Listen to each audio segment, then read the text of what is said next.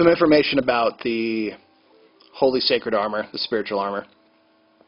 Now that people are starting to perform it, and I'm getting the feeling that they're having some powerful successes with it, I want to now give the next level of how to take what you've already been working on and give it a further refinement and lead it into its true and most powerful path. It's important to remember that it is the solar symbol, the solar intelligence, both the outer collective of the universal and the inner microcosmic solar intelligence, which are intrinsically linked, but that this spiritual energy is part of that solar intelligence. Now, that sounds redundant, but let me get into this. So,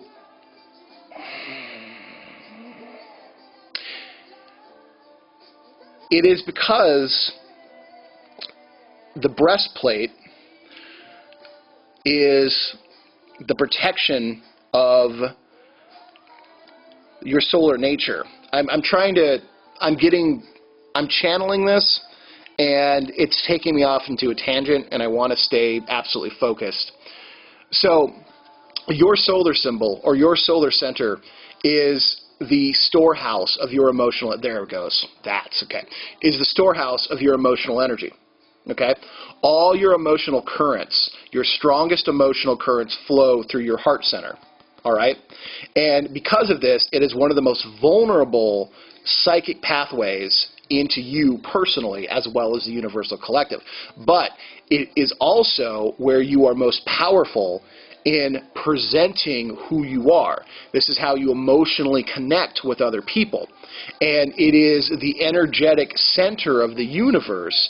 And because your major energetic centers are purely seen as crossroads, which is what the sun represents a lot of the time, is a crossroad in the universe, your major energy centers in your body, at least where Western medicine is concerned, are also types of solar energies, even though it might be lunar, it might be solar, it might be Plutonian, it might be Earth-based, or it might be Uranian. These are crossroads that connect your body and make up individual different 4-quadrant subsections of different energies of worlds that you comprise.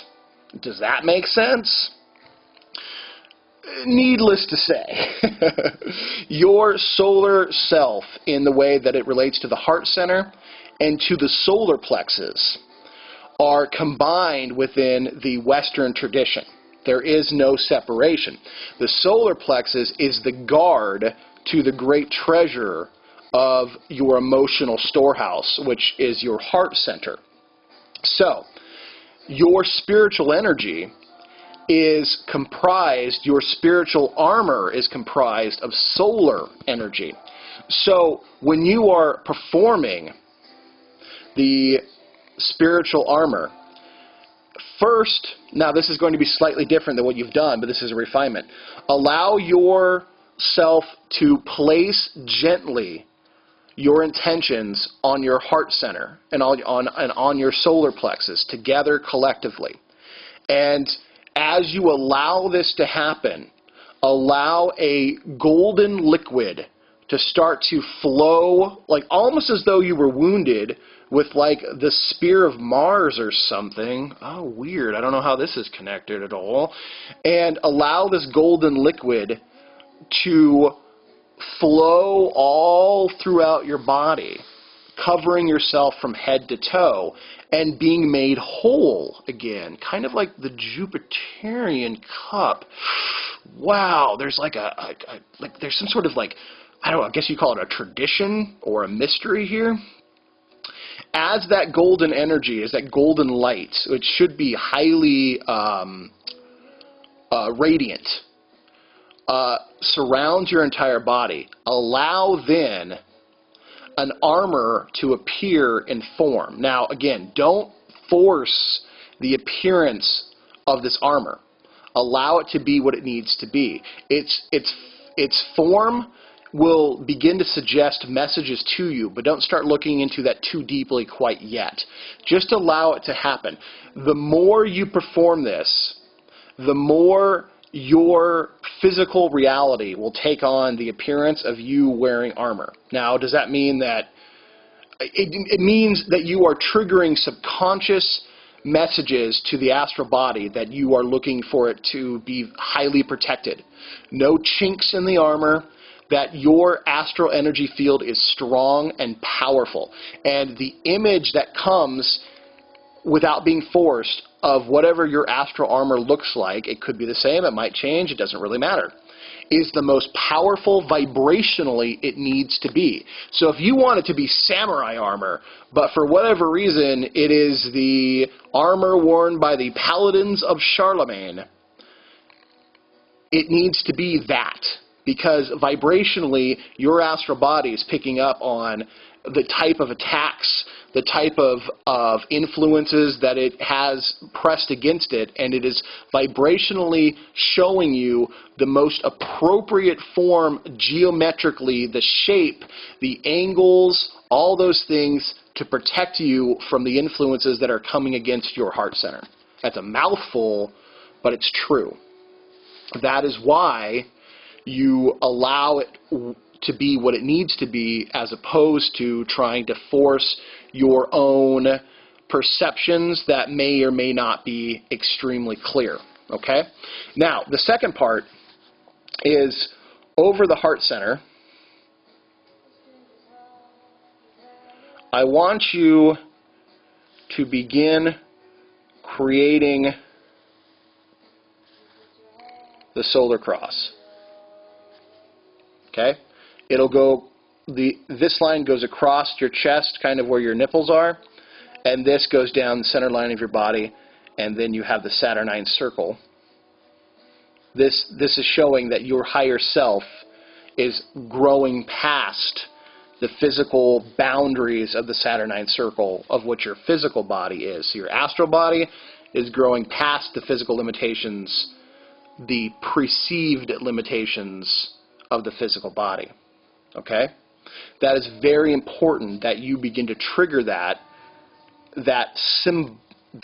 symbolic representation to the astral body. So the astral body knows it's time to begin to move into its higher self. Your awareness begins to move into your higher self, is really what I'm trying to say. Now, we are familiar, and in my tradition I actually have the real one. I earned these year by year.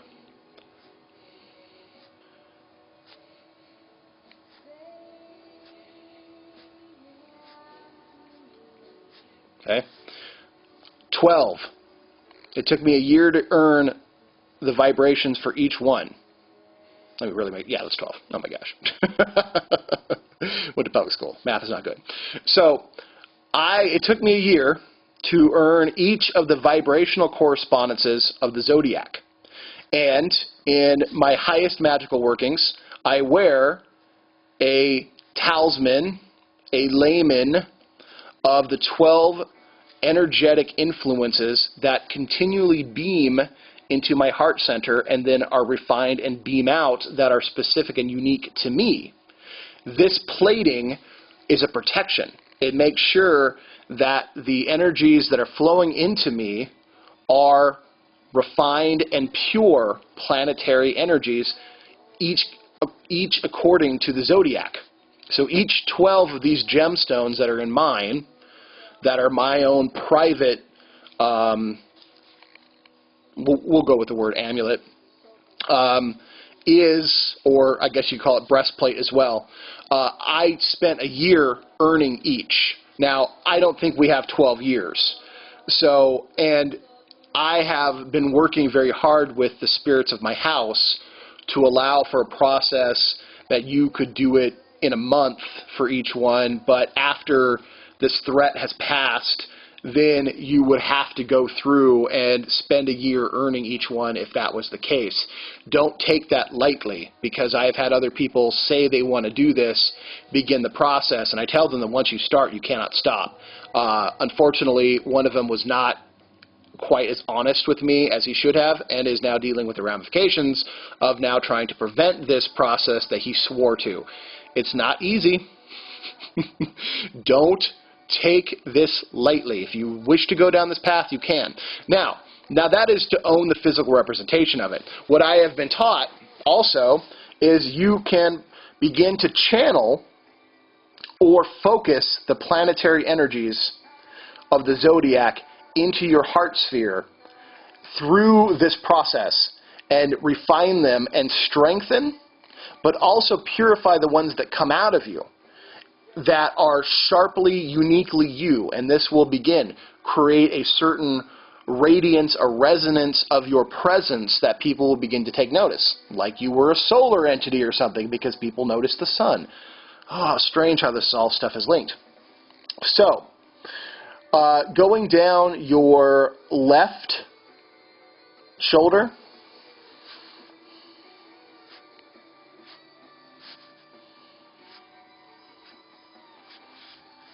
coming down to kind of above your navel, and then going back up your right shoulder, you will have 12, count them, 12 zodiac symbols, okay? I would begin to look at which colors are most representative of you. You can use the gemstone, you can use the rainbow wand. I would rather at this point for you to look up the astrological correspondences of each zodiac and to apply the symbols that you find most useful to you. Now, how do you do this? Now, this does take a little bit of time. After you allow the golden liquid to just simply spread all around your body, like a protective coating, front and back, all the crevices in between, okay? And then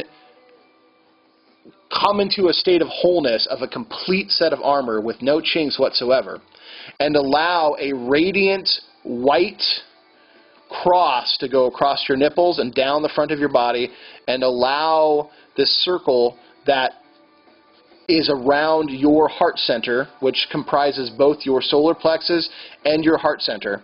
Then you can begin to intone like you would vibrate the planetary names of Aries,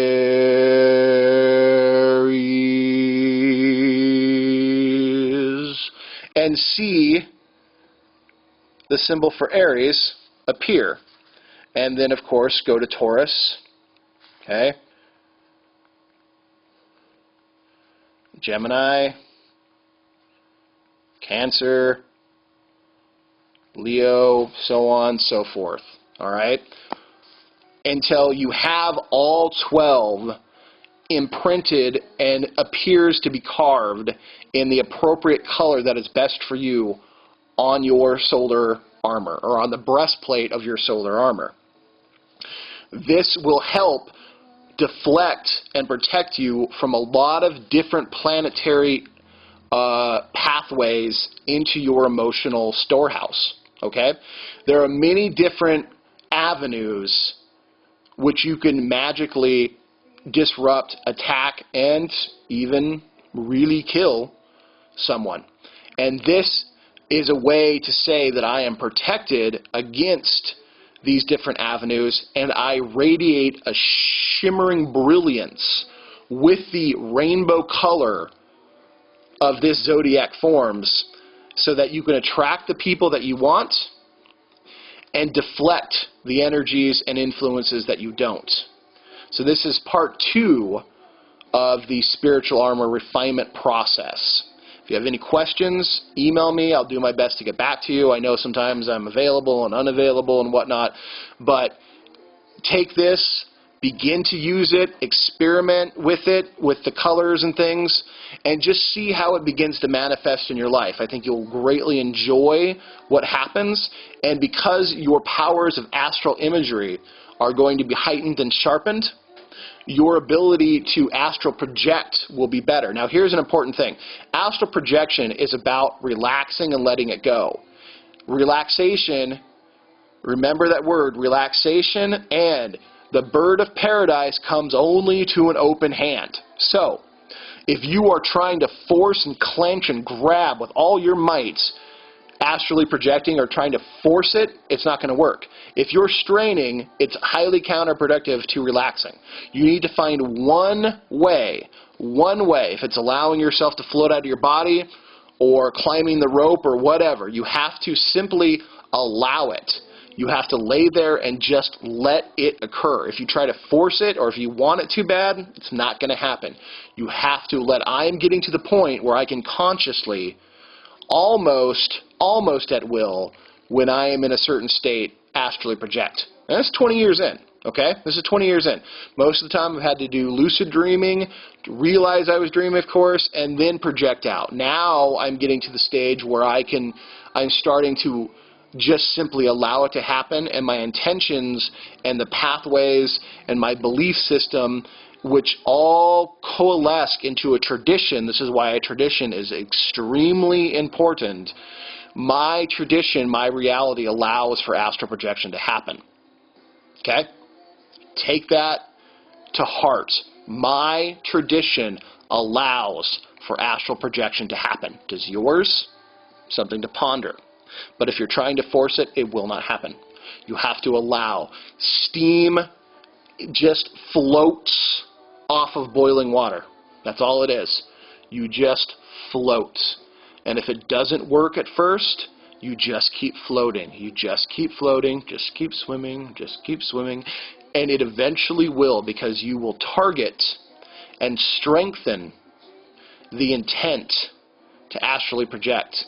And when your body, your mind, and your spirit realize that you're no longer having to force it, it's no longer trying to weld a big clunky club or a sword, that it's refined and that this is okay and part of your reality, it will happen. I guarantee it. Until then, image projection is, if that's what you got, use what you got. In time, your reality will adjust to allow this to be a reality. Okay? There we go. Begin to practice this. Very, very powerful. Very, very powerful. And there's a part 3, a part 4, a part 5, and part 6. At some point, we'll get there. Step by step by step.